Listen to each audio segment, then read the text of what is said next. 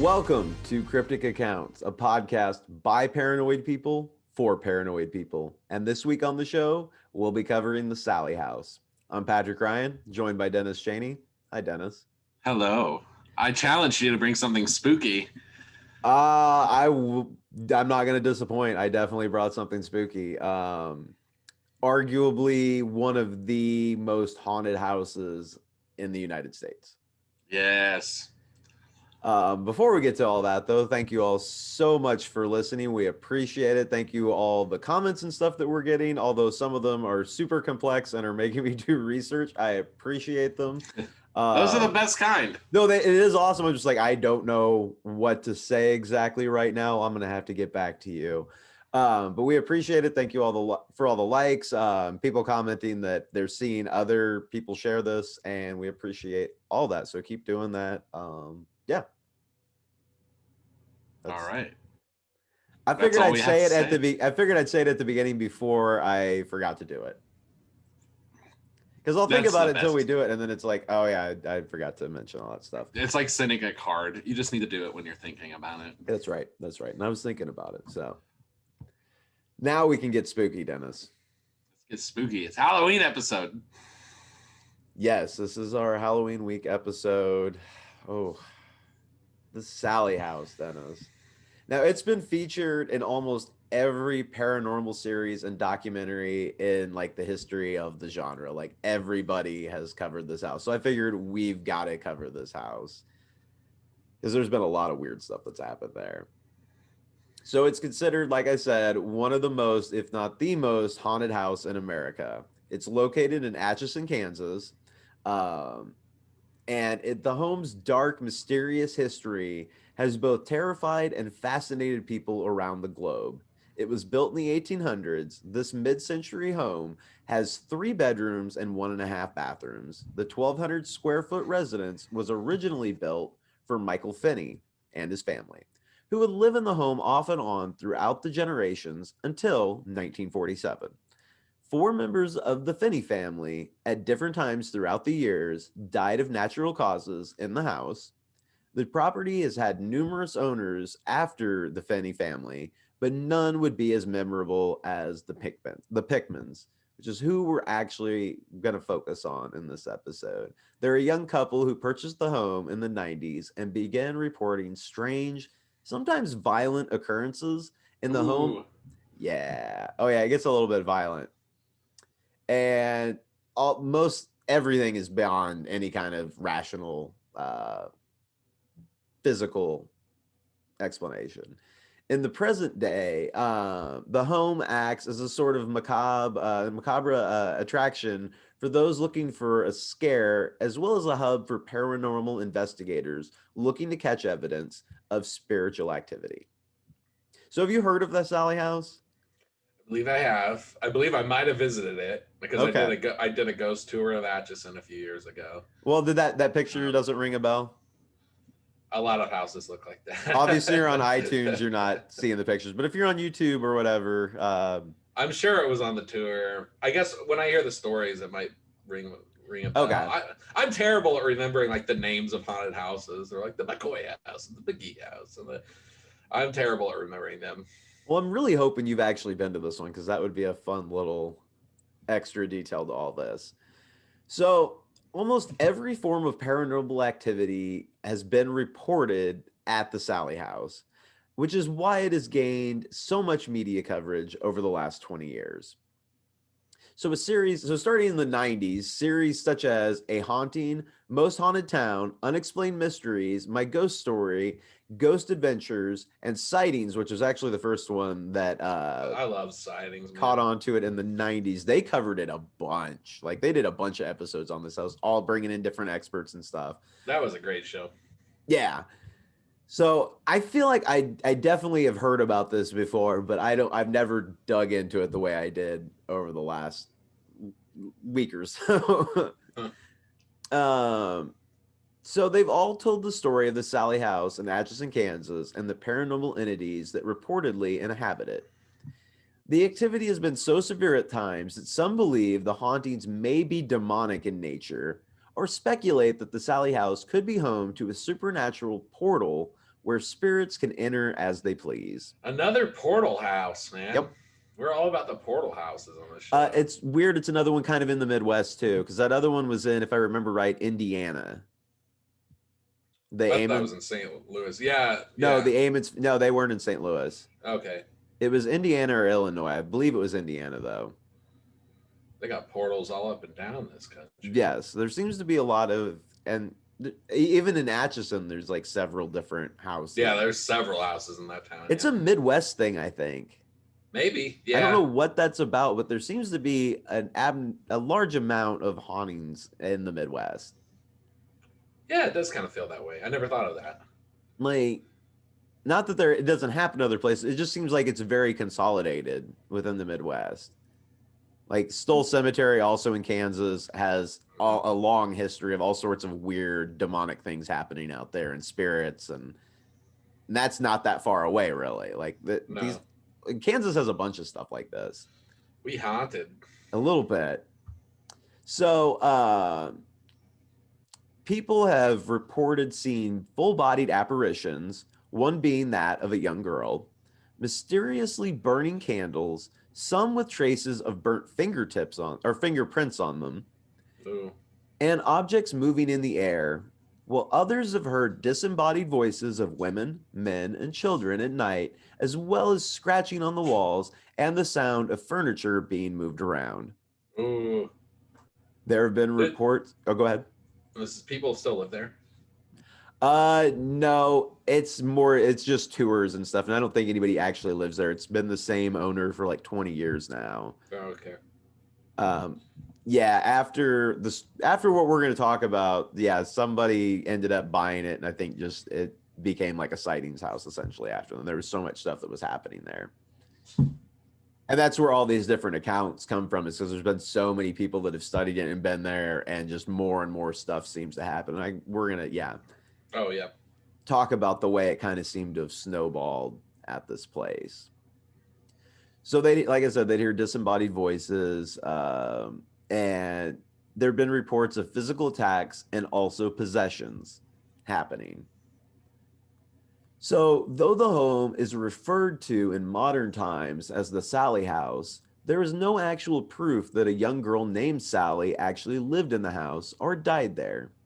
There is, however, an endless supply of urban legends surrounding the story of the residents. One of the more famous of them being that of Dr. Charles Finney, who we talked about earlier. His family had owned the house for a long period of time. The owner of the home at the time was operating his doctor's office, out of the first floor of the residence, and attempted to perform emergency surgery on a little girl who is believed to have been named Sallie, which then resulted in her death. Oh, that's going to cause some things. Okay. There are actually two versions of this story, though. One being that a woman rushed her ailing 6-year-old daughter to the home after the girl complained of severe abdominal pain. When Dr. Charles Finney discovered that the girl's appendix was on the verge of rupturing, he opted to perform surgery on her at his residence and did not even allow time for the anesthesias to take effect before beginning the procedure. The little girl died on the table. Oh, that's awful. Oh. So that's version number one. In version number two, it is said that Sallie was born as a result of an affair between Dr. Finney and an African-American housemaid. When the little girl became ill, the mother brought Sallie to her father, who would not allow for the girl to be taken to a hospital for fear that his extramarital activities would be exposed. Instead, he performed the surgery himself, and she died due to the botched procedure. So both stories end in a little girl who we believe her name was Sallie dying of a botched surgery, but we don't know where she's coming from. Right. Well. And that is arguably like the most, that's one of the more popular stories about what's going on here, or at least how it started. So while it's true that the tragic story of Sallie could be nothing more than a legend, it still doesn't mean that the Sallie House hasn't seen its fair share of dark events. Since it was discovered in actually the 90s, or I'm sorry, it was discovered in the 2000s. So haunting's been going on for a little while. There was a pentagram that was discovered drawn on the basement floor of the home, as well as evidence of satanic rituals taking place on the property. So this is after the hauntings really started in the 90s, and I'm going to get into it more in a little bit, but just to kind of explain it. And then over the next 10 years, like things just got worse and worse and worse. And then it turned Right. out in the 2000s that a bunch of satanic stuff got found all over the place. Whoa. Um, so there was even a luminal test performed in the home that allegedly highlighted signs of blood splatter in the closet of the master bedroom, as well as satanic sigils on the walls. A bloody sweater was also reportedly found in the attic, like wedged underneath some Oh, that looks insulation. like a little girl's sweater or something. Yeah. Is she bleeding in her stomach? Again, yeah, to go back to that, the Sally Yeah. story, abdominal pains, rush surgery, is this Sally's sweater that somebody hid at some point. Ooh. So, flash forward to the 90s. The end of 1992, Tony and Deborah Pickman were a young married couple, expecting their first child the next summer, and had just purchased a nice little house in Atchison, Kansas, on North 2nd Street, house number 933. A nice little 3 bedroom, 1.5 bath house with a big backyard and kitchen. It was a 2 story house with a small basement. The basement was small with a furnace, ductwork, water heaters, and a water heater filling the majority of the space in the small basement. But when you looked behind the furnace, they found a tarp covering a hole made of large stones, which led to another room. Oh, that's not good. secret, secret dungeon. In the room were 2 large dirt mounds and then plumbing running into the upstairs. And I mean, yeah, it looks like somebody covered it over essentially. Like there is brick there, like it was originally meant to all be open and together. And then at some point, somebody decided that half of the basement should be covered, which is Mm. odd. And it also, I speculate, I don't know, but it seems like where the furnace is doesn't make sense for there being an opening there. It's almost Oh, like somebody covered that and then moved a furnace there to then make it seem like there's no reason to go behind it. right. That's weird. It Yeah. is Okay. weird. Also, it seems to present problems, and maybe that's why there's a hole, but it seems like it would present problems that there's plumbing running in that room that goes to the rest of the house. Yeah, it's like whatever was in there, they didn't want you to know that that basement extended that far. Yes. Huh. So, and this is in the 90s. Nothing's happened in this house. It's worth noting that there have been absolutely no stories or rumors or anything predating the Pickmans moving into the home. No, maybe they opened it all up by busting down that wall. Maybe there's something living in that little space. Kind of makes you wonder why that got shut up to begin with, doesn't it? They probably did a little satanic ritual, like it's your room now. That's a, yeah. We're going to find that spirits in this house do seem to kind of like boundaries and stuff. Mm. So there were no warning signs of trouble or anything that seemed like problematic when they moved in. So a very normal floor plan, like nothing special. They moved into the house on New Year's Eve, 1992. Both of them had been raised. So Tony and Deborah both raised Catholic. Tony grew up in Atchison, and Deborah was from Buffalo, New York. She'd moved to Kansas 2 years prior to their marriage. So Deborah had started keeping a journal about a month after moving into the house, and it tracked events that happened from January through July of 1993. And they actually have done a really good job of documenting. Like she kept really good records and has published a lot of it online. As we go into this, I already know, so I'm just going to address it before we get to it. some stuff that we talk about having pictures, where she's talking about pictures, I couldn't find them. Actually, on her website, big chunks of pictures were gone. Like it said that there was a picture there, but then nothing would load. Oh, weird. So, and even I tried Googling past that to try and find images somewhere else that matched what she was talking about. Couldn't find any. So I've used kind of, for those watching the video and stuff, I've used what I can, but a lot of this stuff, I included her talking about it because it's her actually talking about pictures they took. Uh, So I I don't know what to think about that. I found it very odd that stuff had been kind of like disappeared off the website a little bit. I mean, if it's her website, it's like maybe she's just not upkeeping it or That's what I'm something. saying. Well, she also wrote a book about all this, so I don't know if maybe it's been withdrawn that way. Yeah, it But might the also be internet the seems book. to have not have anything really either. Huh. Yeah, Which maybe that's the over part I found time. odd, that I couldn't find a lot of the pictures she was talking about online, especially when it seemed like they'd been presented on her website at some Right. point. So anyway, so we're gonna kind of, I'm gonna use her quotes a lot because she, like I said, she wrote so much about everything that was happening, and then other people have gone on to research it past when they were there. So in her first journal entries, Deborah Pickman wrote, the first thing we experienced that was our normal, quietly and friendly dog barked fiercely at the threshold of the nursery room. This subsided about a week to 10 days after. Our cats seemingly followed with their eyes something that often flew over our heads. We could never figure out what they found so captivating because we could never see what their eyes were frantically chasing. Much of the activity occurred sporadically over a period of weeks. However, some of it was witnessed several times within any given day. This activity included many electrically based moments.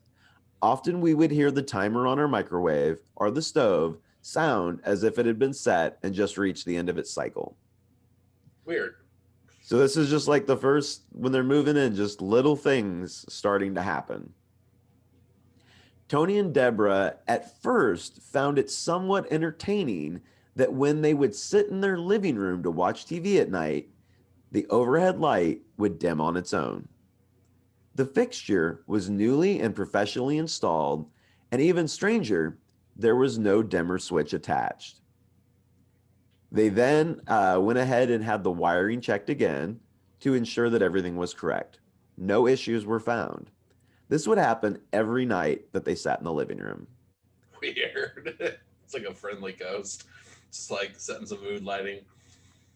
Deborah recalls the light continued to dim. What was even more intriguing was that no other lights, nor the TV or stereo, changed at all. Nothing on the same electrical circuit fluctuated or seemed affected by whatever was causing the light on the fan to dim. Tony made the off cuff comment, "Ha, we must have a ghost." Great. So kind of playful, think it's funny, joking around about it a little bit. Laugh it up now, boyfriend. Tony. Oh, yeah, Tony, the husband. Um, so the only other issue of note was that their cordless phone, for some reason, would not properly function when they were in the nursery. It was one of the 3 bedrooms upstairs, first door on the left, at the top of the stairs. But if they'd step in the hallway, reception would return on the phone. Later, these issues with the phone would begin happening throughout the house. Other strange things began happening in the nursery as well. While vacuuming, the wind-up box hanging above the crib would often activate and play music. This would Oh, happen hell on, no. Oh, no. like, and I don't know if I included a picture of, I in picture, I don't know if I just imagined it, but I see one of those little spinning mobile things Yeah, that had the little danglies, and it played that, like, a little mobile. yeah. So this would happen. Okay, so the wind-up box of the crib would activate and play music. This would happen often, and for no reason at all, with other electrical musical toys in the room as well. So then other stuff starts doing stuff in the room. All electrical stuff, so stuff that has batteries in it essentially. But things will light up, play music. The phone, it doesn't matter whether what the weather's like outside or if it's a long distance phone call. It doesn't work in the nursery. And then when it started happening through like more and more throughout the house, they put in and charged a brand new battery to ensure that the phone was working properly. But yeah, it just kept on having problems with that increased, but started again in the nursery. Hmm. So June comes and their son Taylor is born. And Deborah wrote, when we brought our newborn son home, it was a constant battle to get sleep. At least hourly, and every night, he would wake as if he'd been disturbed from his sleep. It didn't matter that he'd just eaten or been changed or was comfortably wrapped or cuddled. It was as if somebody was playing with him or wanting to wake him up to do so. Throughout the night and the constant of this activity had Tony and I exhausted. At the time, and because we were such new parents, we thought the constant waking was normal and didn't realize how out of the ordinary it was. At other times, electrical items would turn themselves off or on, depending upon what we had just done with them. If we turned on the vacuum, it would turn off. If we turned the TV or stereo off in order to go to bed, it would often come back on. Sometimes this would happen right after. Sometimes this happened as we got halfway up the stairs. This was another behavior that continued throughout the time we lived in the house. I don't like it. Although right now, I know we're early. You could just say it's an old house. It's got some jacked up electrical problems. Mm. It's just a big coincidence, but I'm pretty sure we're gonna have a The lot more. the timer's going off. You can't really Yeah, blame that's on it. weird. Yeah. Something has to turn that knob or whatever, push buttons. Uh, So, not long after their son had been brought home, Deborah was talking to her neighbors to the north, which faced their son's nursery. The neighbors asked why the Pickmans had their baby sleeping with the light on in his nursery. Deborah, confused, told her neighbor that the baby had been sleeping in their room and that she must be confusing the bedroom light with the hall light. Her neighbor was sure though, and she said she could clearly see that it was in fact the bedroom light. So they've got the baby not in there, but for some reason the light's coming on in the nursery at night. I don't like it. I don't Again, like it. It's the nursery. something going on with this nursery.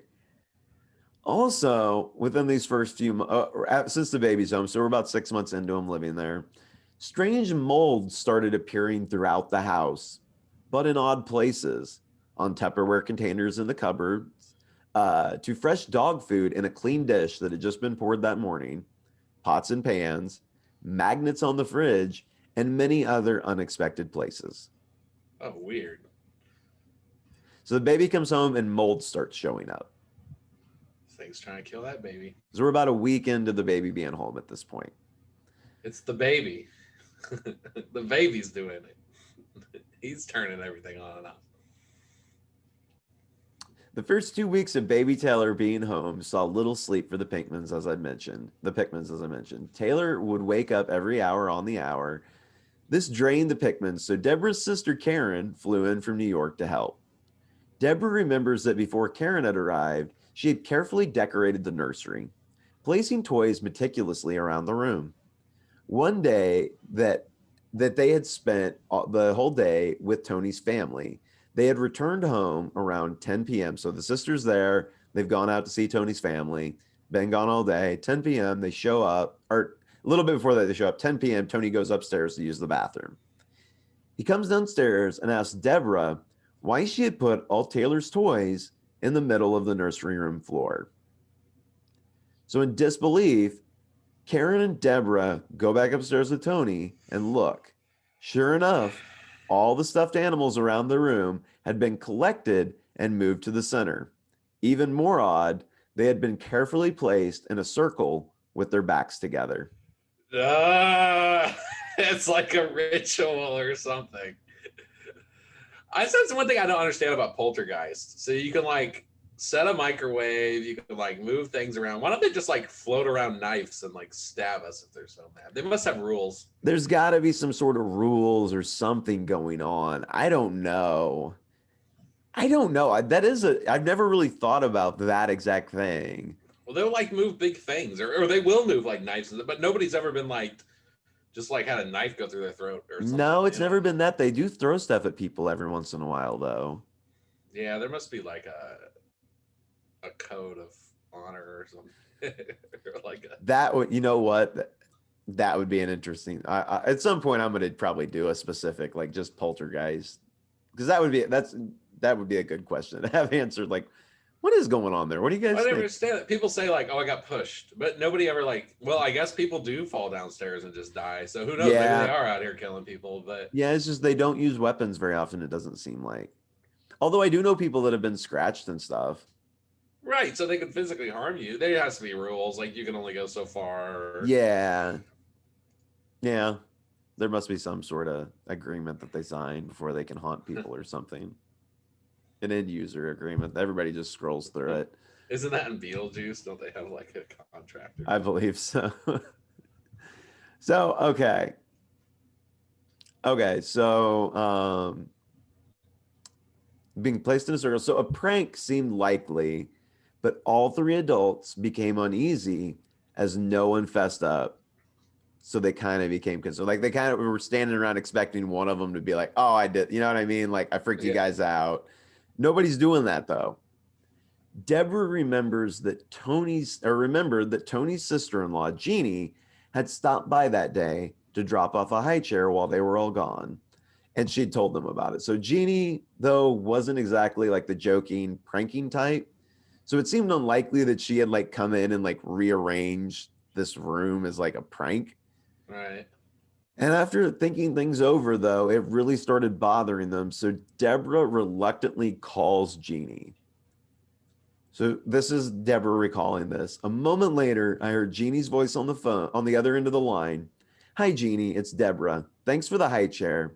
Since I had some really odd questions to ask her and wasn't sure how I was going to go about doing so without startling her or getting her curious nature started, I began with a bit of small talk. After running out of idle conversation and clueless on how to inconspicuously ask someone bizarre questions, I just came right out and asked, Hey, Jeannie, I've got a really odd question for you. Her response was an enthusiastic, Yeah. My nerves settled enough to go on. When you were here today, did you notice anything weird in the nursery? No, she replied.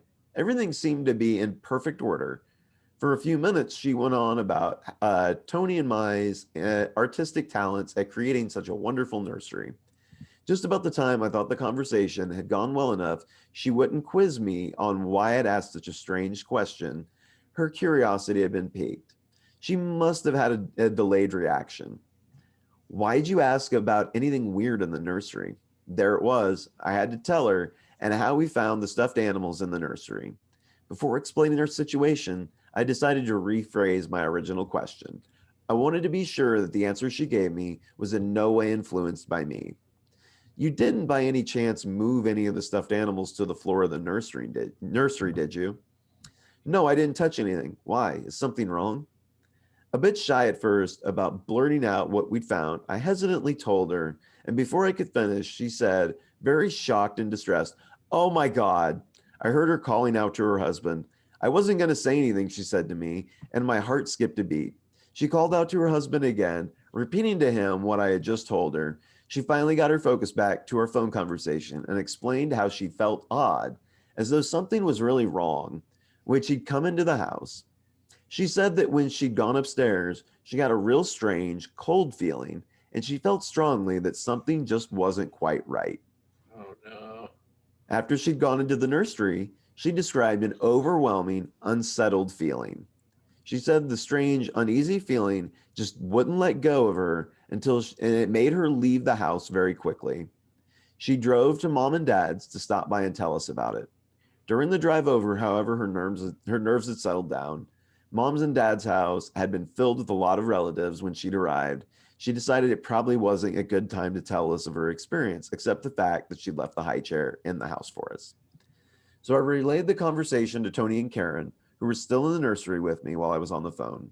We all came to the same conclusion. Jeannie hadn't moved the toys. There were only two other explanations left. First, someone had been in the house between the time Jean had left and the time we came back from my in-laws. No more than 20 minutes. Second, and altogether unsettling, was the idea we had a ghost. Oh, you got a ghost, girl. I remembered that I'd always wanted a ghost of my own, but because I had never been confronted with the reality, I wasn't sure how to handle it. My thoughts kept going back and forth with, wow, this is neat. This is great. I can't believe it. This is sort of scary. This is really weird. Is this really happening? I wondered what we were supposed to do now. What kind of a spirit was it? What will it do? What does it want? On the one hand, I thought about the many possibilities having a ghost in the house would bring. However, I kept a firm grip on denial, just such as the thought this only happened to other people. I think this was just a natural reaction and my only form of defense against something I was, for the most part, unfamiliar with. I wouldn't describe a ghost as an opportunity. That's kind of what it sounds like, right? Like she sounds excited about this, like she might get that promotion or something.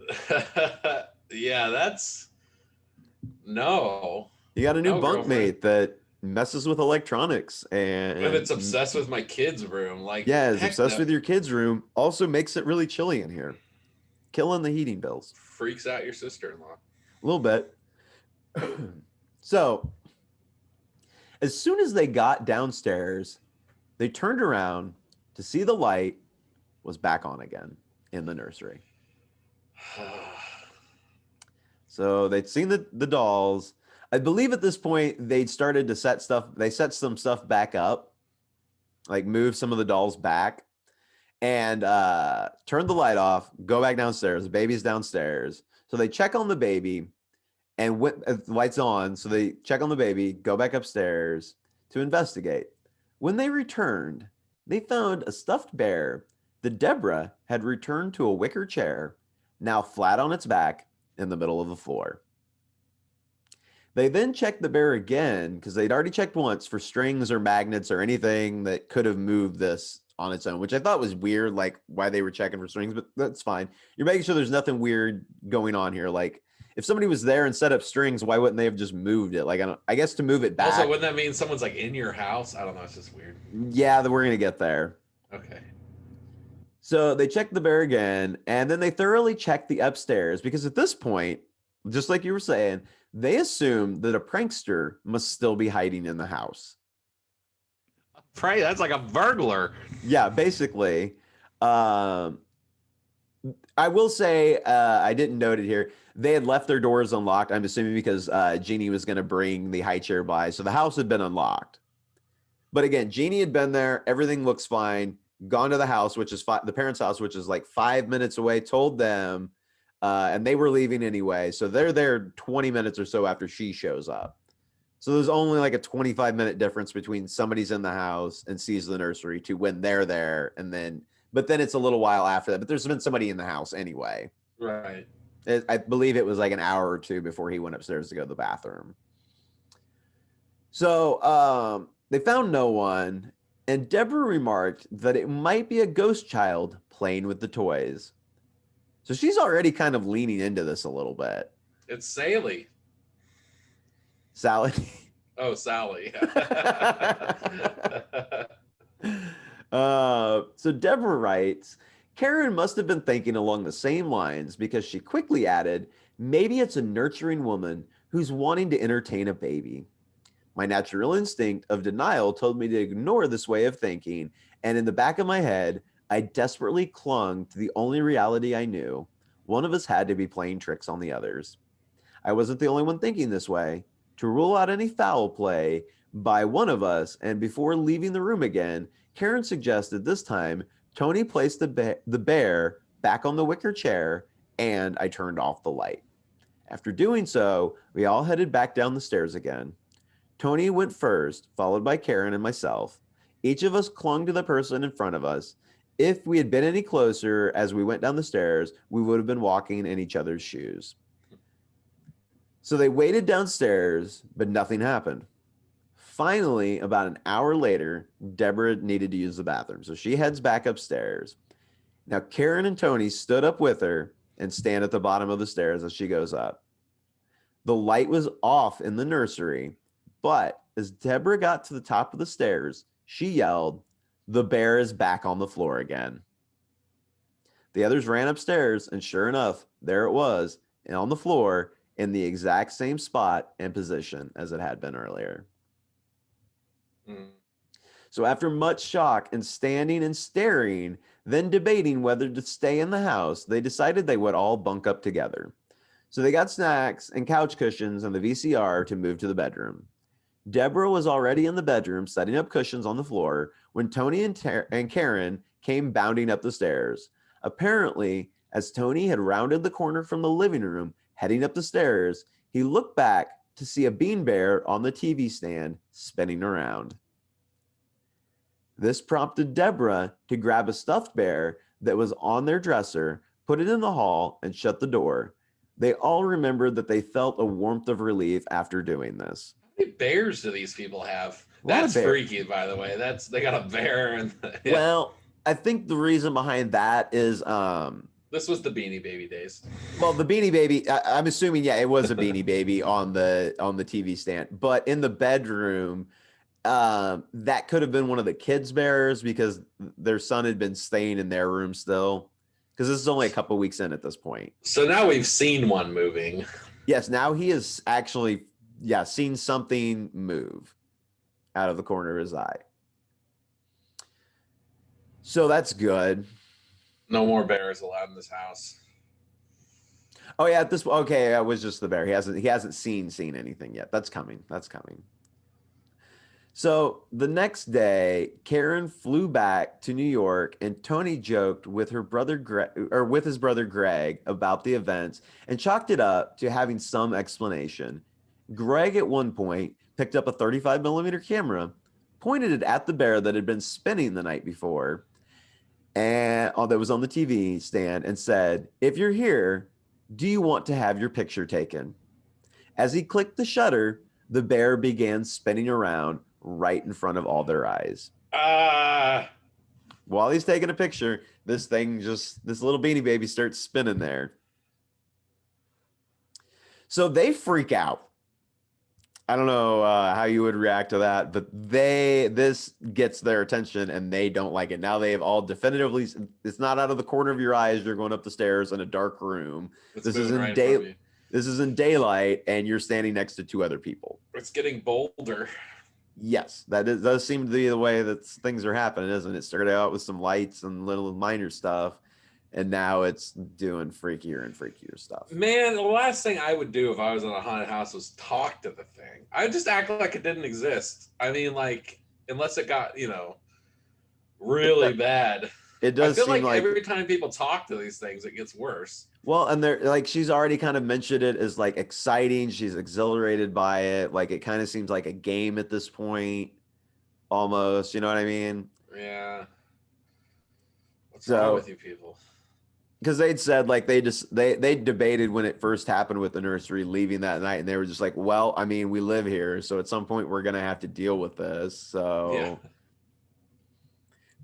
But the bears spinning around the next day freaks them all out. So they decide they're out. They're leaving. So they pack stuff up, grabbing the baby stuff. Deborah says, "I got what the baby and we needed to spend the day at my in-laws while Tony readied the car seat and got the baby from upstairs. Taylor must have picked up on the anxiousness and was himself upset and crying. I watched while Tony strapped Taylor into the car seat that was on the far end of the sectional sofa nearest the front door. He was bent over slightly and bolted to an upright position and reached for his lower back. When asked what was wrong, he brushed it off, mentioning that a bug or something must have bit him. Minutes later, and we were in the car and had arrived at Tony's parents' house, which was just across town. After settling in, I asked to see his back where he felt a bug might have bit him. I was shocked to see 3 long scratches down the center of his back. Oh, no. No one else had been in the room near him at the time.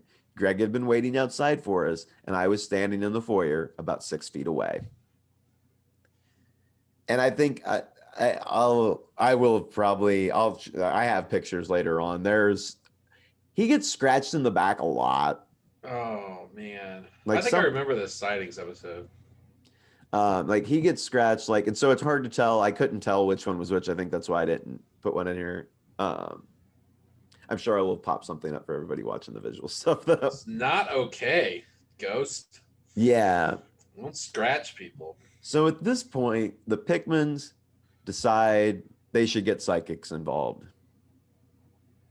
And it happened that at the time, one who had actually grown up in Atchison, who had moved to California, was in town to visit family. So they reached out to Barbara Connor.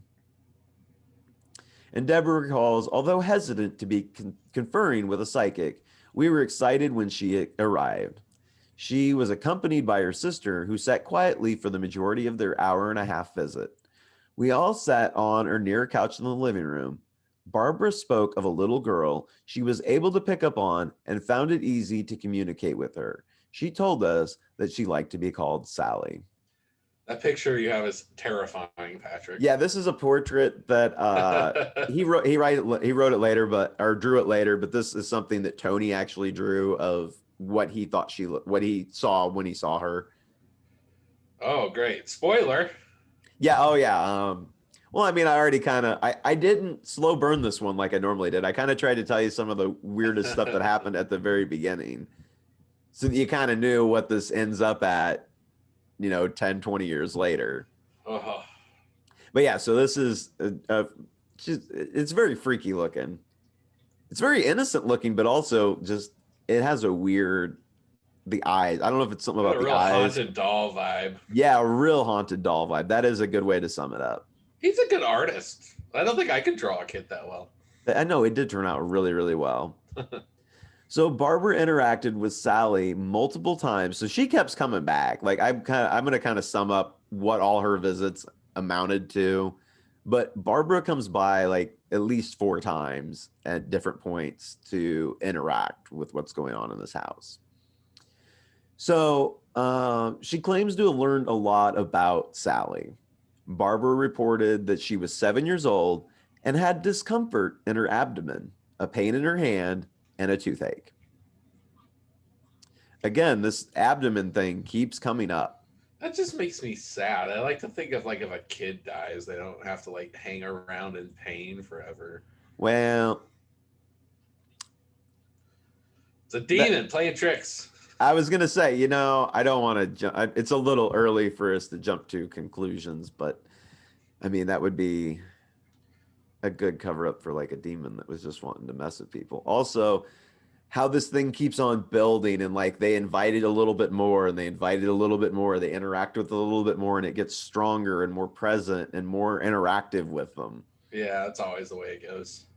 Which if it was a ghost, it wouldn't seem, you know what I mean? If we were dealing with a true ghost, it wouldn't accelerate. I don't feel like that. That's more of like it makes me think of vampires, honestly, but demons. They all have these same little rules, it seems like. Yeah.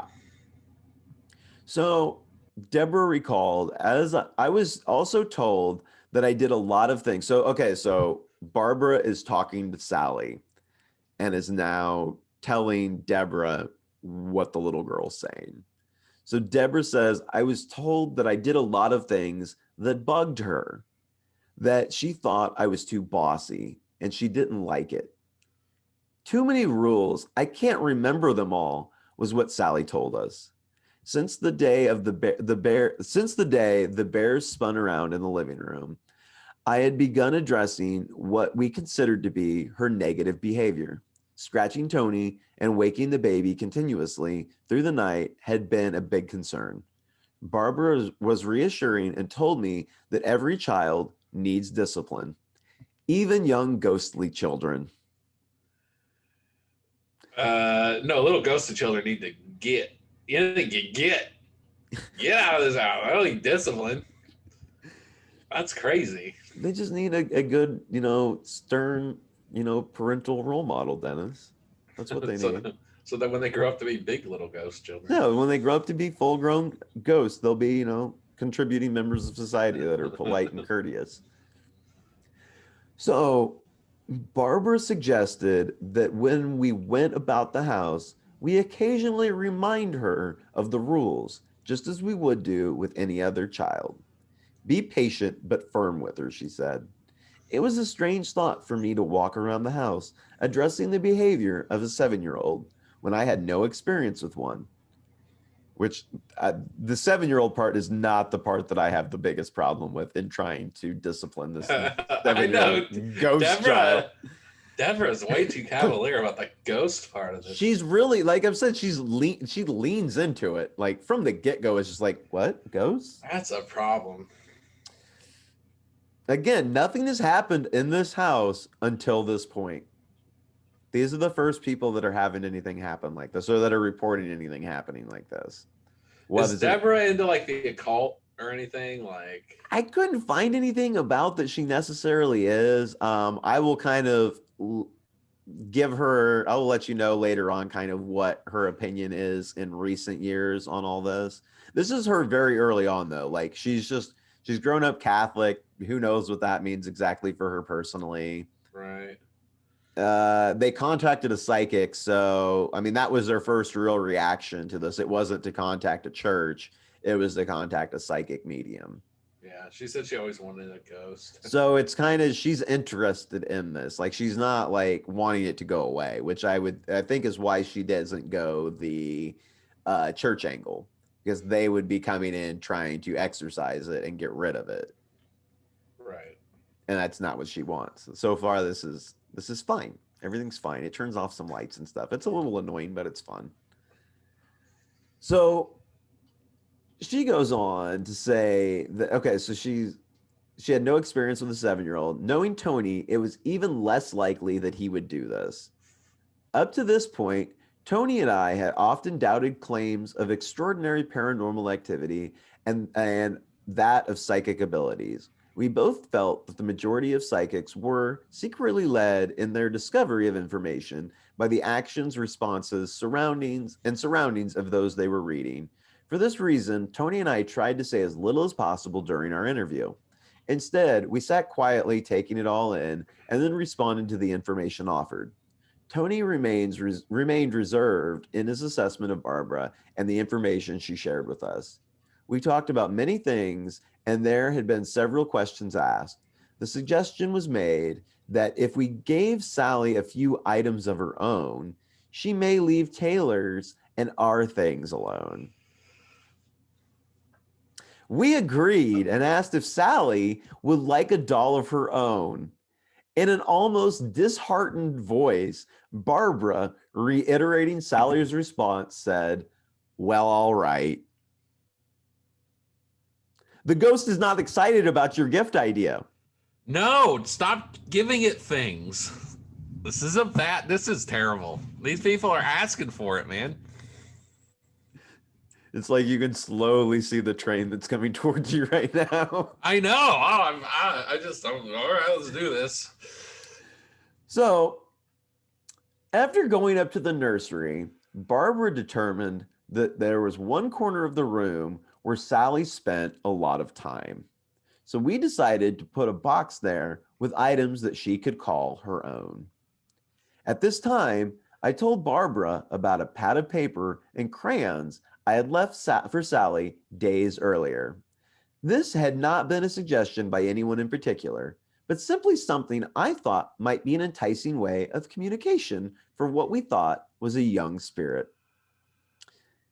Here, little spirit, you want to write me a note? Let's write notes. You're giving her possessions and like inviting her to write you letters. This is making her part of the family. Gonna raise her and discipline her so she can go up and be a good full-grown ghost. This is like internally painful for me. So although Barbara thought the paper was a good idea, she was reserved in thinking that anything notable would come from it. Then she closed her eyes, seemingly concentrating on communication with the little spirit, and said, "She likes the crayons. She's trying to work it up." You're muted. Work up like her energy. I don't know what that meant. Like work up the ability to move the crayons is kind That's of what what I I'm. got. That's what I'm. Yeah, She can saying. interact with electrical stuff pretty easily, and she's moved that bear, but maybe fine motor skills of doing the crayon. Again, back to your limitations thing. I think there must be some set of rules going on what they can interact with and how strongly. I like it. So she says, I moved the clipboard of paper and box of crayons to the designated corner. Barbara went on to tell me this little spirit was warmer to me because I was the mommy figure. She further felt that Sallie had suffered somehow by the hand of a man, perhaps her father. We were also told that Sallie was acting as our baby's guardian angel, that for some reason she felt compelled to be his protector. We were told that Sallie would not likely leave the house, as she felt comfortable and secure with the house and us. When asked why Sallie chose this moment in time and us to make her presence known, Barbara suggested it was because something about us made her feel comfortable or secure. She reminded us several times that we needed to be firm with the rules we laid out for her to follow, and that if she didn't follow the rules, we would have to punish her. This, of course, brought about many questions on just how that would be done. Yeah, I was Hold on. Barbara's got an answer, Dennis. ghost spanking. Barbara's answer was that we send her to her room, which is also your son's room. I mean, just side note, send the Yeah. angry ghost that you're punishing to your child's room. They could also remove a toy from her box or send or remove her from the house. Okay. I vote that one. Let's do that one. They're you're just waiting for Sally to slip up so you can kick her out. Told you not to turn the vacuum off. You're out, Sally. Could you imagine being married to somebody who was like cool with a ghost in your house? I'd be so mad at my wife right now. I'd be I like, mean, again, yeah, I like how you're picking up on that. Tony doesn't seem as on board with what's going on, does he? yeah, well, he's the one getting scratched. Also, all my quotes are from Deborah. I don't know if that tells you anything, but Yeah, it tells me all a few my quotes, things. Deborah wrote everything about this. So she goes on, again, with my previous thoughts of thankfulness, I didn't want to just send her away. It was decided that we could give it all a try and make that decision later if need be. Here, let's try out this new relationship that I'm starting with this ghost. And if it doesn't work and I invite it in more, then we'll try and figure out how to get rid of it. Once we made her part of the family. Once you make her part of the family and give her earthly possessions that she can manipulate somehow. You're giving her her own spot. Yep. In your kid's room. Again, this is the part that confused me the most, I think. Because, okay, I couldn't really, I've seen a little bit of the room. The nursery didn't really look like it was like designed as a nursery. It looks like they just took a bedroom and said, this is the nursery. Oh, I'm sure. It's a 3-bedroom house, though. It's just the 3 of them. What is going on in this other bedroom, and why aren't you moving your kids' stuff in there? Oh, that's a good point. I don't know. I couldn't find, nobody talks about it. I could not find anything about it. Like, it was the main thing that I'm like, if I reach out to this person, this is why I'm going to reach out. Like, why don't you just move your bed? Again, I think because they're going along with it. It's like the kids' room. Yeah. Anyway.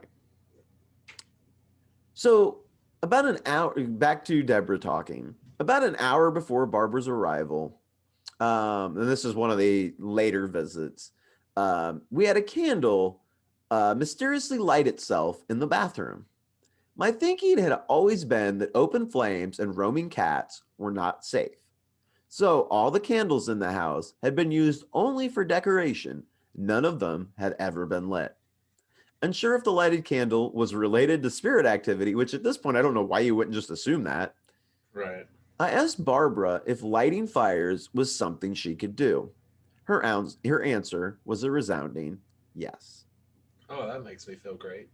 We were told that Sallie could walk through walls, move things, turn on or off electrical items, and more. It all revolved around her energy and how it was used. Again, we were told to be firm and set a rule of no no fires in the house. No, Sally, no lighting stuff on fire in our house, little ghost girl. Play with your crayons. That's right. So the conversation jumped to many general questions about ghostly activity.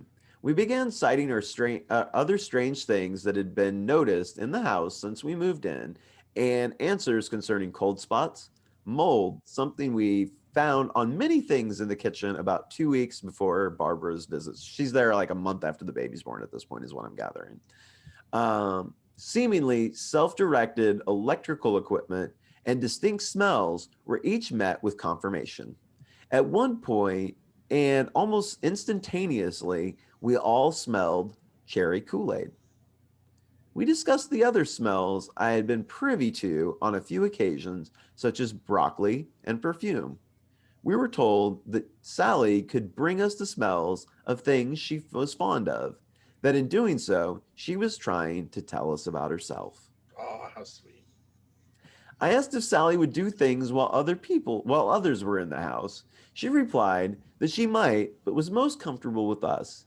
Then, as if getting direct communication as a result of my question, Barbara interjected again with the persona of a little girl.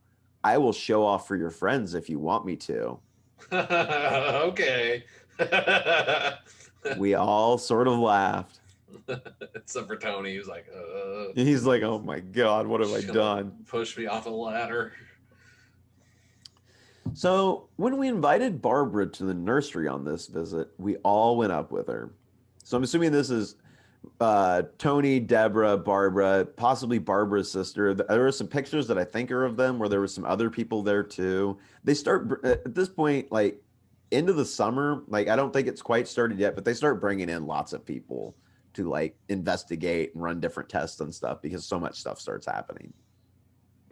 So anyway, there's some group of people. There's at least 4 of them, but I think there's at least her sister and maybe somebody else too.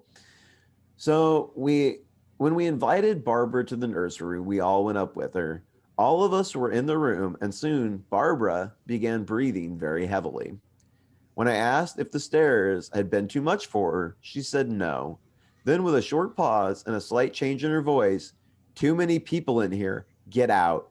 Then, in her own voice, she said she doesn't like everybody in here. Everyone except Barbara and I quickly left the room and stood in the hallway. Barbara soon regained her breath and pointed to a corner, which was later designated as Sally's corner. So this may have been the first visit, actually. And she said she's standing right there. Whoever had the Instamatic camera quickly snapped a photograph, and as it developed before our eyes, Barbara seemed to easily pick her out. Most of the rest of us could not, though. So there's maybe some discrepancy in this picture. I couldn't find a copy of that particular picture. But I'm guessing there's maybe a little bit of haziness to it or something. And Barbara's kind of pointing at it. So a short time later, we all headed back down the stairs. In a matter-of-fact sort of way, Barbara said, she runs up and down the stairs with you. Without saying anything, I determined the coldness I often felt on my left must have been her energy. Tony was the last one to come downstairs. For some reason, quickly turned around and snapped a picture with the 35 millimeter camera he had been following us around with. Oh, this is a famous photo. Yeah. Yeah. When we developed this picture later, it showed a significant and unusual mass on the stairs. I had a copy sent to Barbara several weeks later, and she explained that Sally was obviously standing on the stairs, not wanting anyone to come back up. She interpreted the color as protective. And this picture that I have here, I don't know if this is the actual picture. There's like 2 or 3 pictures of similar like blobs like this on stairs. And then there's descriptions of like at least 6 or 7 more that I couldn't find pictures of. So I don't know if this is the exact one actually that she's talking about here, this brown one. Sorry if you're listening to the podcast. Back to it. After Barbara left and they returned upstairs, they again found the one lone wicker chair bear in the middle of the floor on its back. Something else strange had happened too.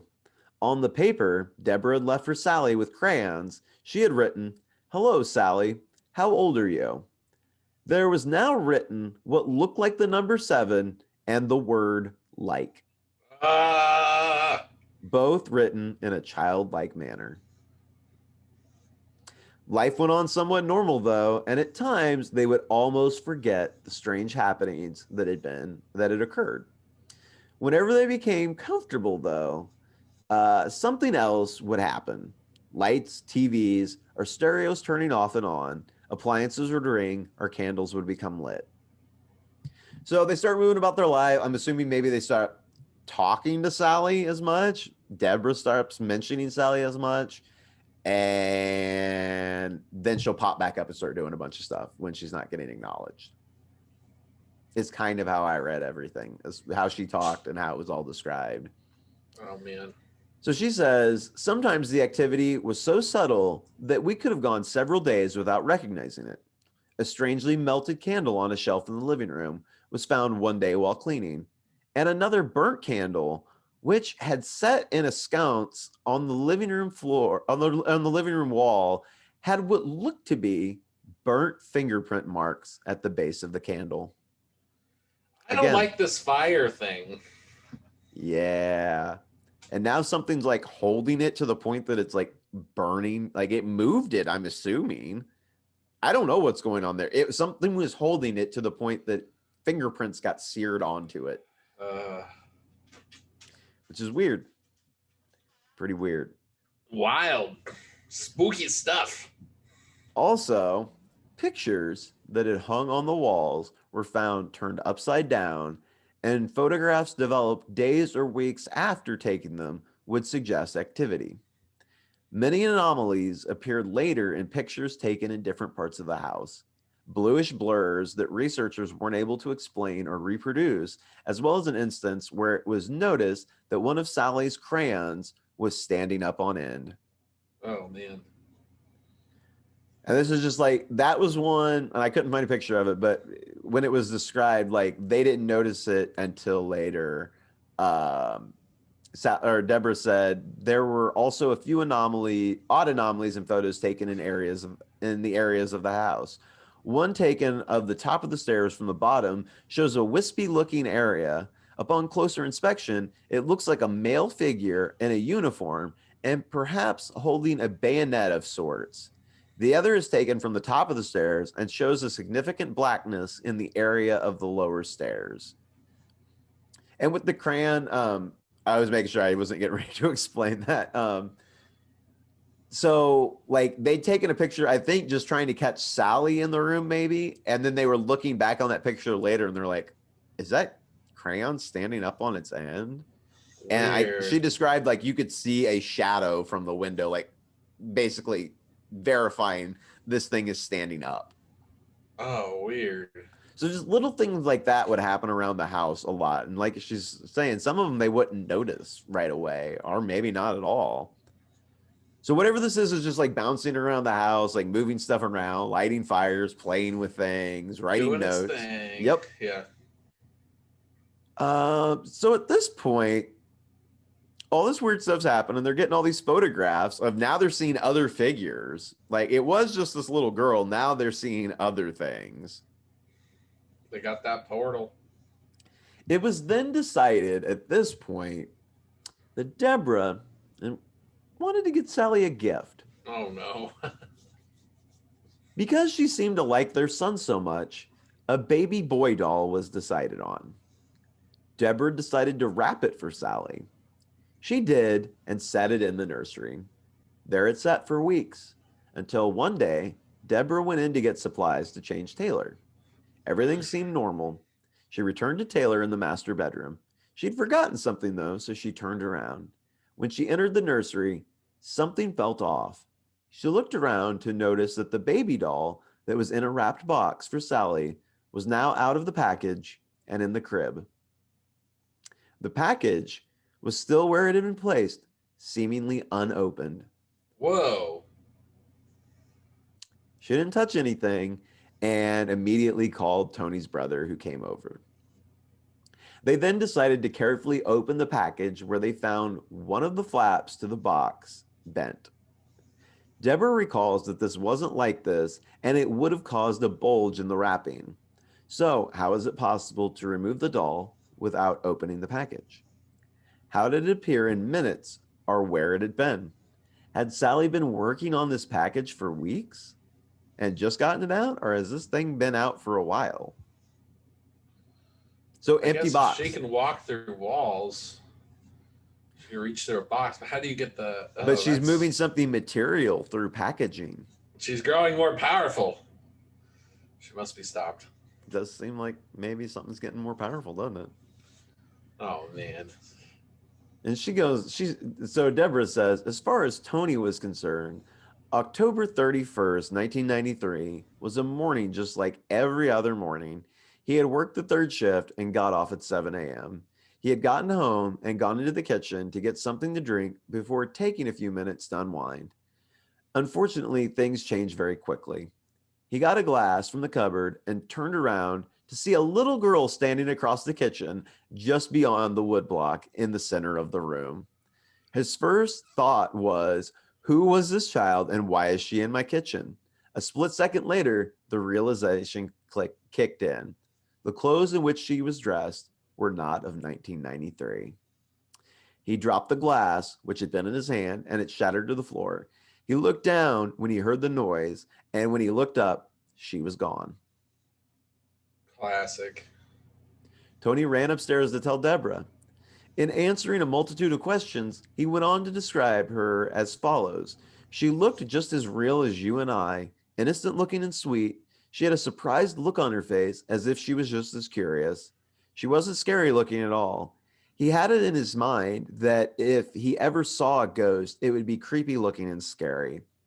She had shorter brown hair pulled up with a bow that sat on top of her head, a round face and big eyes. She was in a fancy dress of lace, which made it apparent that she was well to do for, or at least well taken care of. When asked how tall she was, Tony said he wasn't real sure. About chest height, Tony is about 5'5", but I couldn't see if her feet were on the floor. And I think that's what inspired Tony to draw that picture. So that's the best he could come up with what he saw. Oh, that's spooky. So 5'5", the middle of his chest. So that's like 4-foot tall child, roughly, probably. Yeah, so that's a pretty tall 7-year-old girl, isn't it? Mm-hmm. It's a little tall. I mean, not crazy, but it's a little tall. So Christmas rolls around in 1993, and the Pickmans had family over a week before Christmas, and it was a pretty normal party until the end. Deborah recalls saying, as one of Tony's brothers ascended the stairs to get his family's coats out of the master bedroom, he noticed smoke and then flames coming from a mop head doll on the carpeted stairs. It was quickly doused out in the sink. Great. Now we're setting the house on fire. Sally's lighting dolls on fire when there's a bunch of people over. Oh, Sallie. So is she mad or is she showing off? Yeah, she might. Well, remember she'd brought up showing off. Yeah, she, quote unquote. It, whatever. It. I'm gonna call her it. It is kind of seeming a little less friendly right now, doesn't it? It's gotta be frustrating to be a ghost. You're like, I'm gonna be 7 forever. Yeah. And how does that work? I guess your mind, well, I don't know. Are you just stuck in a 7-year-old's frame of mind forever and you just have more information that gets crammed into that frame of reference though? Yeah, like 100 years of information for like a 7-year-old. But it's still just a 7-year-old's brain analyzing all of it? I don't know. Huh. I hope I never know. I don't want to know. Not like this. Somebody else can check it out. So Deborah goes on, this was our first uncontained and uncontrolled fire, and it really scared us. I knew the cotton mop, the straw hat, and the carpeted stairs was a perfect setting for fire to get out of hand, and we could have lost everything. After our guests left, Tony and I talked, trying to figure out what to do and how to handle it. We assumed that the fire was Sally's way of being noticed, of telling us that she was upset because she didn't get a gift from Santa. I can understand her plight. See, now she's craving gifts. Yeah, she's You've setting the house on fire if you you've don't comply. offered it something. You've offered it something. You You think let you're it giving it a in. gift, but you're giving an offering to a spirit of Right. some sort, something that is not on your exact plane of reality. So, um, she goes on to say, I harshly chastised her for setting the fire, and I told her that not only could she have burnt the place down, leaving no home for her or us, but that the fire could also hurt or kill us and the baby. You cannot just set fires to get our attention. Sally's like, yes, come to my side. Be I my mean, spirit mother. maybe. Tony and I did suggest and allowed her to put a fire in an oil lamp sitting on one of the living room end tables when she wanted our attention.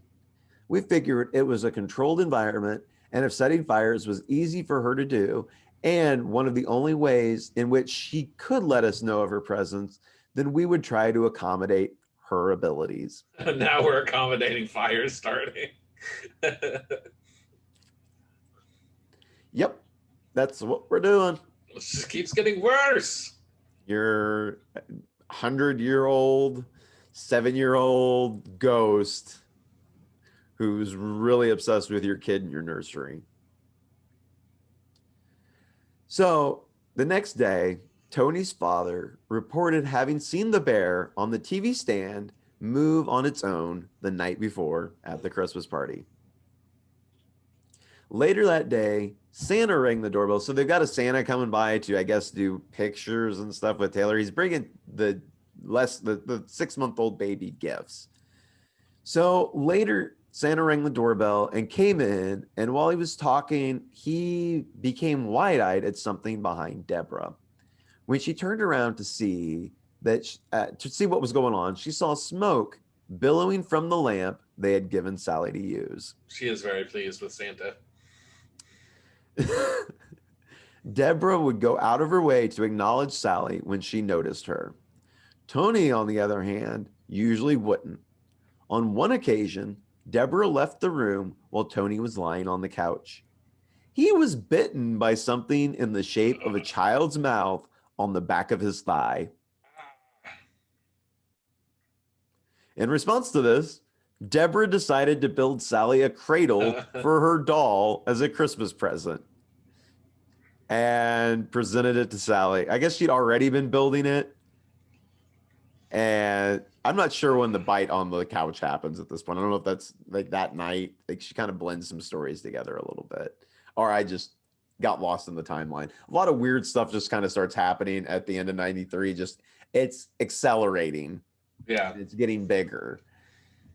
So she gives her the cradle for the baby doll that she gave her a few months before she started lighting dolls on fire and lamps. Now we're going to give her a wooden cradle. At some point, she's biting your husband and you're giving her gifts. This all seems fine. So, being baby's first Christmas, lots of photos were taken, but weren't developed for about a week after. Among the photos, speaking of the photos, she says, among the photos we got back, there were 3 photos which we determined to have paranormal attributes. The first one had a brownish mass, which that's, I think, the one that I've definitely found. Right. This was similar to the one Tony had photographed on the stairs the night of Barbara's visit, and we simply assumed it was the little spirit we had come to know as Sally. However, looking at other photos, we soon realized that there was more than one presence in the other 2 photos. It's growing. Our Sally's just the spokesman for the group. Yeah, she's the front man. Yeah, she's cute. She's sweet. She's friendly. She does cute little pranks with dolls and fires. Bites and scratches. Yes, and bites and scratches if you don't pay enough attention to her. She says, in each of the last 2 photos, there were 2 separate anomalies with a distinct difference in how they looked.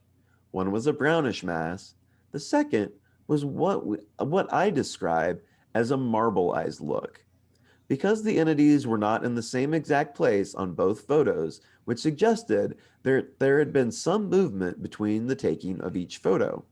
We felt comfortable that what was being seen could not be attributed to a faulty camera or a smudge on the lens. I sent a copy of these photos to Barbara and asked if she was able to pick up anything from them. She reported that she felt one of the spirits was happy or excited, the marbleized presence, and the other was protective or angry, similar to the presence we had photographed on the stairs months earlier. Other than that, she had found it was hard to pick up on much from the photographs alone. She mentioned the next time she was in town, she would stop in, check on us, and try to figure out who the second entity was. So now somebody else new is coming into the story. Oh, I figured there'd be more. You called it a portal.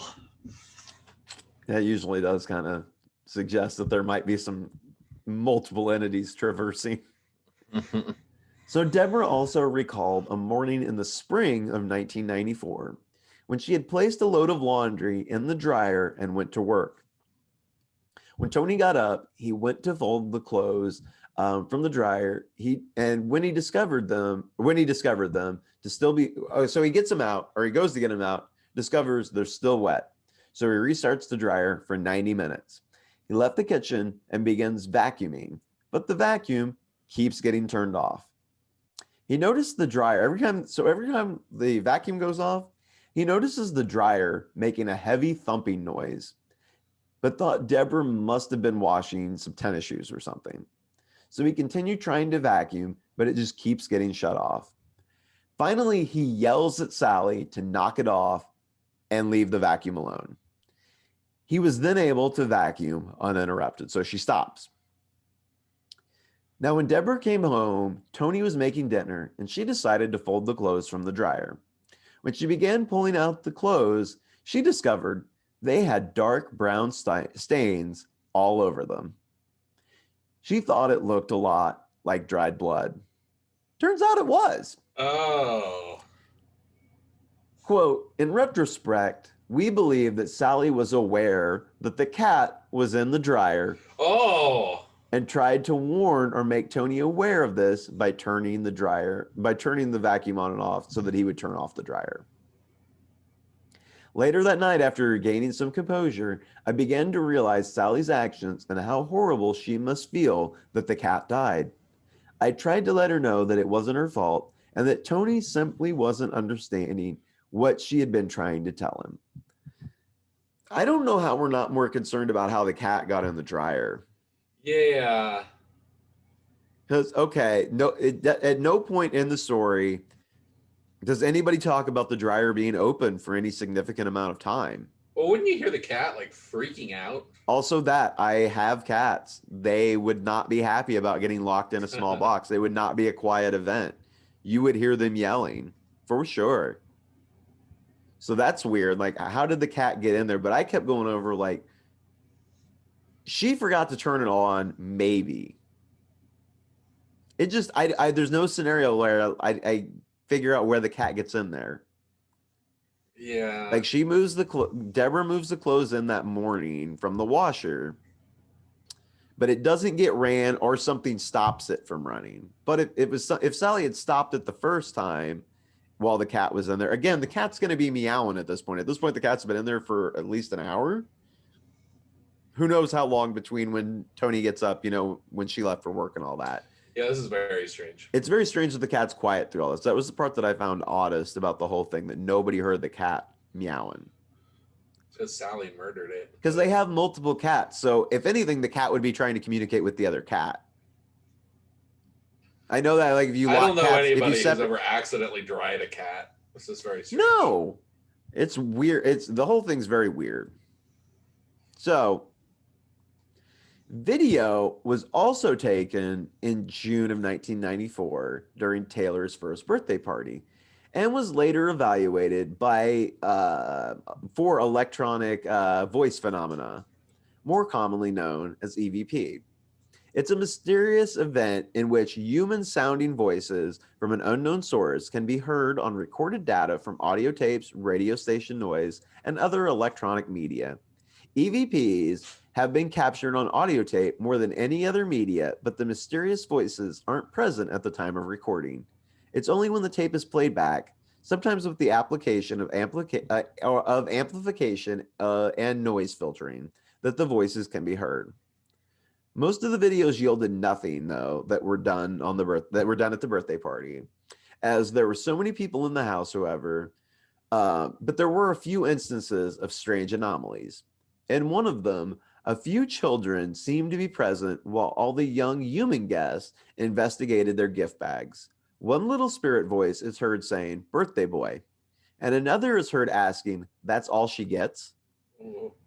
There is one EVP that is depictive of a spirit's ability to manipulate human voices. Tony is heard telling one of the children what one of the items from the bag is, a rabbit's foot.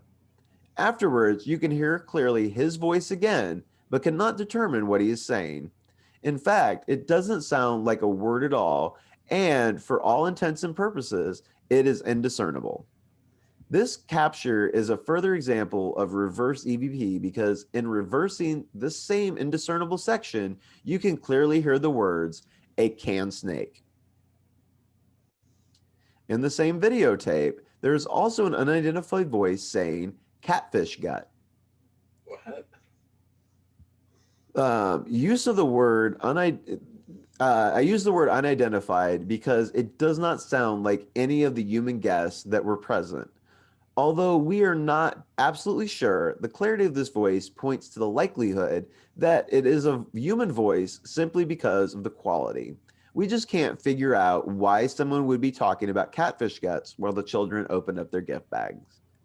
However, in another section of the tape, this wording comes up again. It seems a young spirit says, "catfish gut," just seconds before an adult in the room says the same thing using a different tonal inflection. What? Again, this is just, I couldn't find any of these tapes. This is just Deborah and them describing this. And I'm assuming the EVP researchers are also commenting. Maybe she like is remembering her surgery. Like as she Oh, compared yeah. like seeing herself cut open to like a Well, at catfish this or point, they think there's multiple. They're saying they've heard multiple voices that aren't connected to any of the children that are at this party. So there's more than one kid here with Sallie at this point in like spirit realm. oh no. They're saying Catfish gut. that's what she's saying. There's multiple spirits there. Catfish gut. Yeah. Don't say it 3 times. I don't know if this is like a Beetlejuice rule or how that works. So That's so bizarre. from here, the house begins. So we're in 1994. We're in the summer of 1994. This is when the house really starts getting attention. The show Sightings begins covering the house over the next couple of years in multiple episodes, bringing in different specialists to analyze the house. Finally done with living in constant fear, about this time, the Pickmans moved out towards the end of 1994. The Pickmans moved out of the home after only 2 years of living there. In recent years, Debbie Pickman has admitted that she now believes Sallie was not the spirit of a lonely little girl, but rather a demon posing as an innocent girl in order to gain trust of the trust of the family. Mm-hmm. Tony, Deborah, and their children, they had another son, still live in Atchison, and that's so they still live around, but they got out of that house. And like I said, the person I think that bought it immediately after them, because at this point it's on the TV show. Somebody comes in that wants to run this as like an experimental thing, kind of a place for research, and I mean doing tours and stuff too. So it gets bought up, and it's been the same person that I think they still own it to this day. Oh man. And I think that's probably why this house has gotten as much exposure as it's gotten from all the different shows.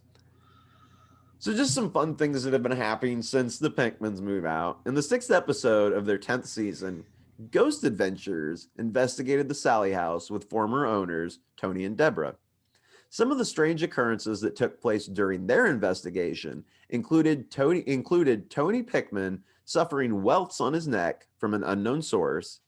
God, this demon just hates him, He man. does Tony. not like Tony doesn't, and I feel sorry for the poor guy because that's really the only stuff that happens to him is he just gets Yeah. attacked regularly. There were most of the pictures are either of the house itself or of scratches of his. Like when you Google and look into what got recorded, it's his scratches and the house itself. Poor Tony. So another guest that was there when they were filming got scratched on the arm. A guest psychic nearly fainted. The words "scratch, Satan, pain, kept spirits" caught on the puck device, and a teddy bear rolling on its own. Oh. Something with bears in that house. There's some bears in this house. There's some bears in this house. I'm not even going to acknowledge it. I'm just going to move forward. All right. So I just want to talk about, so they start doing a lot of EVP stuff at this house, like a lot of it. Because for whatever reason, it yields a ton of stuff. Like every time that you record stuff, maybe not every time, but a lot of times people go to record stuff in this house, they find all sorts of voices, recurring voices, like happening in this house all the time. So compiled via analyzing EVP and the spirit interactions and communications captured during recordings. Furthermore, the various voices have been consistent during each verbal occurrence, no matter what date it was captured. Some of the names on the list that I'm about to give have not been heard, but have been mentioned and referred to in EVP on many occasions. Ooh. So not only are these things talking, but they're talking to each other and about other spirits in the house. So like these ghosts or whatever, demons, whatever you want to chalk them up to, are like having conversations about their ghost roommates. It's the real world. Agnes Finney, who was the only daughter of Kate and MC Finney, lived and owned the house longer than anyone else to date, and she shows up a lot. Somebody named Brandon, who is a dominant adult male who can be testy at times, but he also has a sense of humor and likes the kids. Many of the pranks he does to people are done to make the children laugh. So there's like a ton of children spirits in this house. Weird. Charles Finney shows up. Remember our doctor who may be the start of all of this. He has an older sounding voice and it sounds a bit feminine. So the thing is, Charles would dress up as a female to enter into skate competitions. And some suspect that when psychics pick up on his alternative lifestyle or eccentric life, this might just be what they were referring to. Charles ran for and won position of mayor, but then had to step down when it was discovered he was supplying the Eagles Club with alcohol, which I don't know what the Eagles Club is. I didn't get into that. Some sort of group there, assuming maybe during Prohibition. Anyway, somebody named Edith is in the house. She's one of those people that everyone can relate to and everyone seems to love her. Edith is senile and will not answer to her name.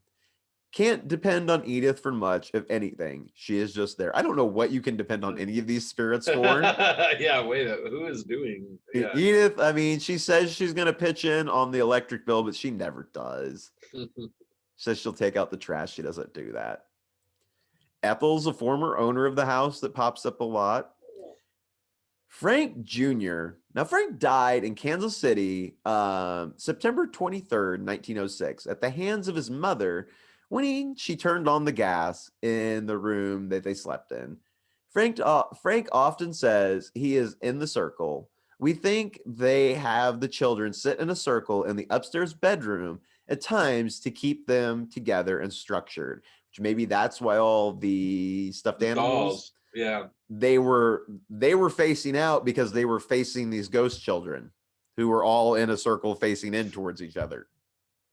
And some of these I realize don't make sense. I didn't go into like all these people, like there was some history about each of these people. There wasn't any significant anything to like, well, this person was murdered in the house or whatever. Some of these people just lived there and moved on, and then they're showing up here in these EVPs and talking. Weird. So for some reason, people get sucked back to this house. So I wonder if at some point the Pickmans are going to be ghosts in uh, Yeah. the Yeah. house Right. because That's they're true. somehow connected to it. So Frank Sr. Uh, never really hear much from him in the house. Not sure how often he is around, but there have been times when Joanna shows up at our investigations at other locations. Okay, so this one, we're going to talk about Joanna in a second, but she's apparently just popping up at other investigations because the Pickmans do kind of go on to get into other stuff, I think, like as far Huh. as researching paranormal stuff. So have they like attached themselves to the Pickmans? Some of these I, ghosts, not just I the house.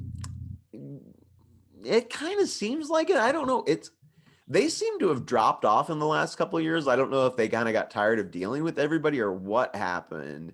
But like their website, which is where I'm getting all of Deborah's quotes from, it hasn't been updated in like 4 years.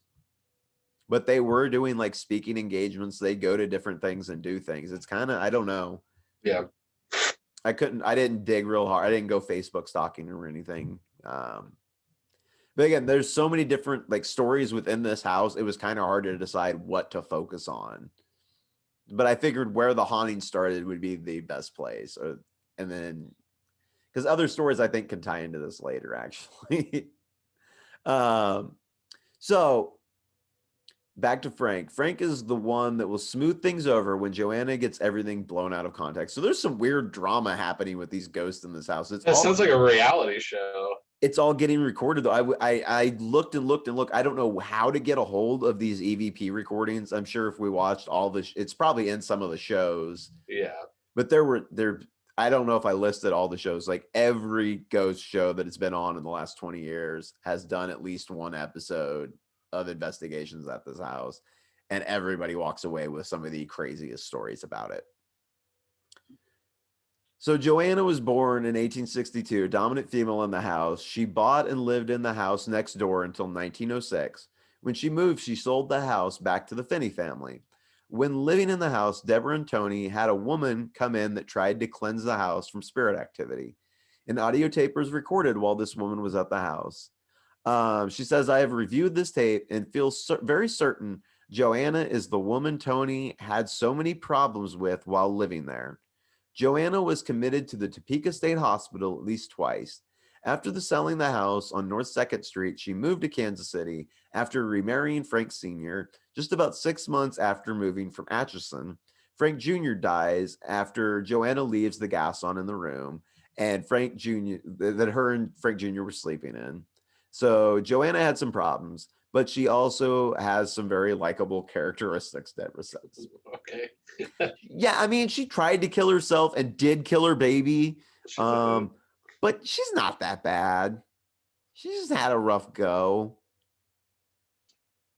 James Finney, just a regular kind of guy and brother to Charles Finney, It's built your the house average, next door and sold it to Joanna Barnes. What? your average working man ghost. Yep. Mary, both MC Finney and Kate Catherine's mothers were named Mary, so we're not sure who Mary is. MC Finney, he and his wife Kate built the house, and he died a very short time later in the house. Paul was a young slave boy. Deborah says, I once heard him tell someone he was lynched. I suspect very strongly that he might just be the one that sets fires. There have been hints of this along the way, but so far they will not come right out and blame him for this. Blame it on the slave boy.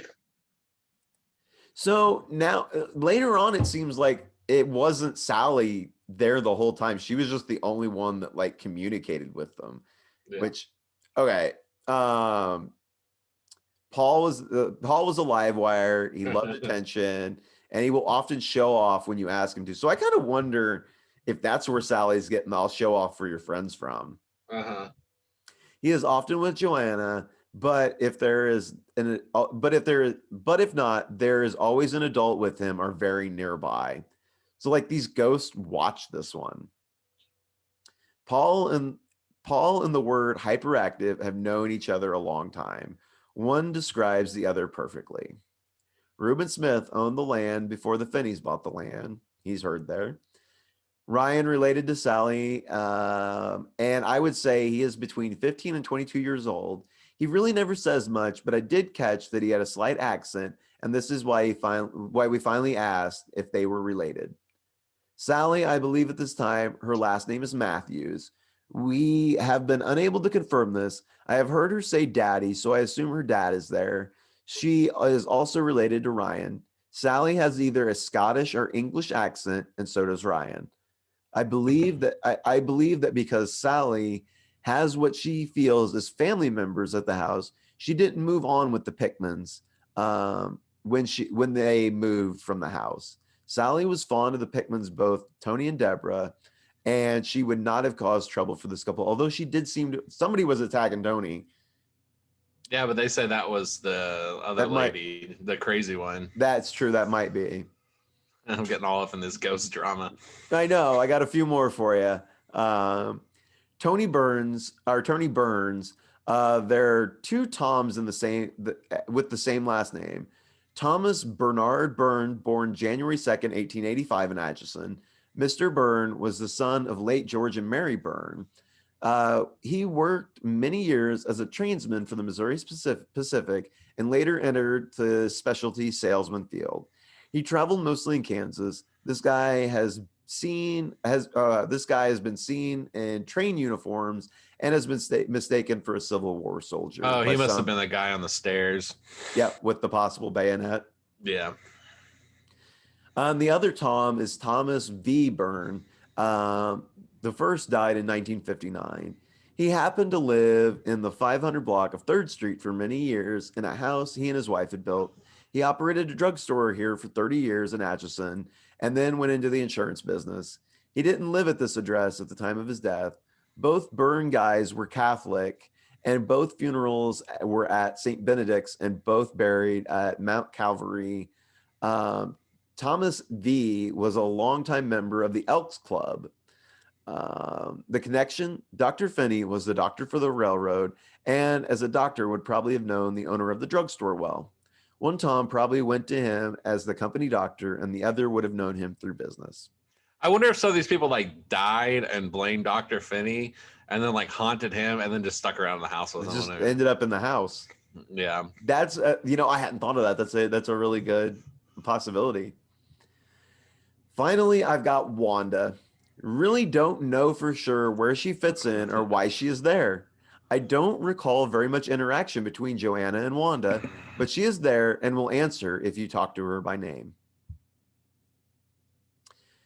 Finally, in closing, she says, in recent years and through the investigations of efforts of others and our own team, it has been seriously theorized that many of the voices heard in EVP have been presented as human spirits, but to which we believe are being manipulated or used to do the bidding of a dark and malevolent spirit or demon.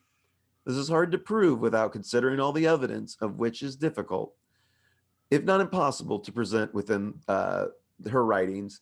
Please heed all the warnings and consider the possibility when analyzing and reacting to any EVP obtained from the location. Well, she must have her reasons. So yeah, by the end, like I said, I didn't want to out her at the very beginning, but she kind of went from this welcoming, inviting, very curious, very happy to be experiencing opinion to almost scared by it, I feel like, based on what she's come to learn. Yeah. But I don't know. What do you think? That's what I got. That's I mean, I am aware of this house. house. I'm pretty sure I've either stepped foot in it or drove by it on a tour. People would talk about it forever. I'm pretty sure it was in the sightings book I had when I was a kid. Maybe. I mean, they were the first ones that hopped on it. So it started happening in the very beginning of 93. Yeah. By the summer of 94, Sightings was already doing TV shows on it. I mean, this is a good spooky. You came through for Halloween, Amber. You came through for Halloween. It really just, the more I read about this, it just creeped me out. And just so many of the other experiences that people had there. Because I didn't get into it very much, but I mean, once they started letting investigators come in, once the Pickmans leave and the other owner buys it and starts really bringing people in, That's when they like discovered the bloody sweater in the attic. Like they started ripping stuff apart and looking at stuff. Yeah. And then like underneath walls and stuff, they found like all sorts of like demonic, like satanic insignias, like Something's pentagrams. going on. Yeah. So whether that stuff was added after all this started and then that like amplified, see, that's kind of where I'm at on the back and forth on this. Was all this already there? Or did they kind of crack a door? Some stuff started coming through, and then all these other people that really wanted some weird stuff to happen showed up and then started really opening things up. Yeah, I think the more you mess with stuff like this, the more it gets powerful. And if you got psychics and stuff coming in, and there's a lot of use of like Ouija boards there, and like I'm sure there were at one point or another some sort of rituals or something done. Mm-hmm. Oh, I'm sure. Yeah, I'm sure psychics did rituals, and I'm sure that it probably is some demons messing with people. So maybe in combination with some ghosts. I don't know, but that's. I think I lean towards where Deborah's at the end of things, which is it's a something evil. Yeah. Either directly something evil or it's somehow using something else. But I lean towards this is just lean towards that too. I think it's just a fun game a bunch of demons are playing. Like they're all just demons. I don't think any of it's really ghosts. I think it's all I can see that.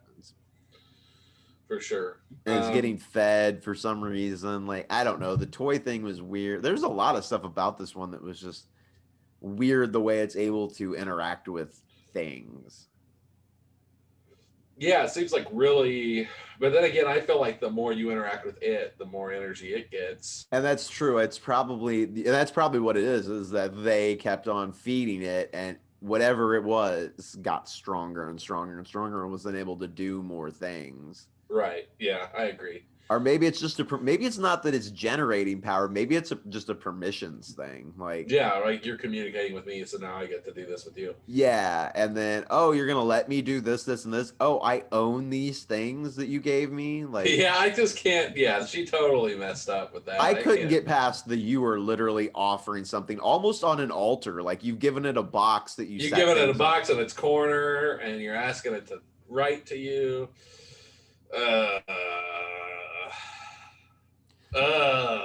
So that is the Sallie House, Dennis. Good job, Patrick. Oh my gosh. I wish I could find more of the pictures and the EVPs, and I might be. That'll be like a homework project. Me and the listeners will go out and try to find it on our own. I'm sure it's somewhere. Either that or that this house has been investigated so many times by so many companies, and there's been so many books that like everything is copyrighted at this point. Like that also might be what's happening too. And I didn't start buying everybody's book and doing all that. I found Deborah's stuff. Like, big props to Deborah Pickman for like documenting so much stuff and writing it all out as it happened so that she would remember, and then going back later and publishing it all and stuff. Yeah, I'd love to talk to her. Yeah, they seem like they might be approachable, but at this point, it's been done so much, they might be tired of talking to people about it. Yeah. But they do seem to do their own sort of stuff now, so maybe. Put them on the list. Very cool. They're on the list. Very cool, Amber. Very cool, Patrick. So that was my spooky. I'm gonna get back to more conspiracy stuff. So many people that are commenting stuff want more conspiracy stuff, so I'm probably gonna angle back that direction. Yep, I've got something I'm working on. Yeah, but hey, it's the week for this. We have to get people with but we'll get back to conspiracies, and I'll keep doing weird alien stuff, and we got cool stuff coming with the interviews and stuff too. So yeah, it's gonna be good. Well, that's it. Thank you all so much for listening.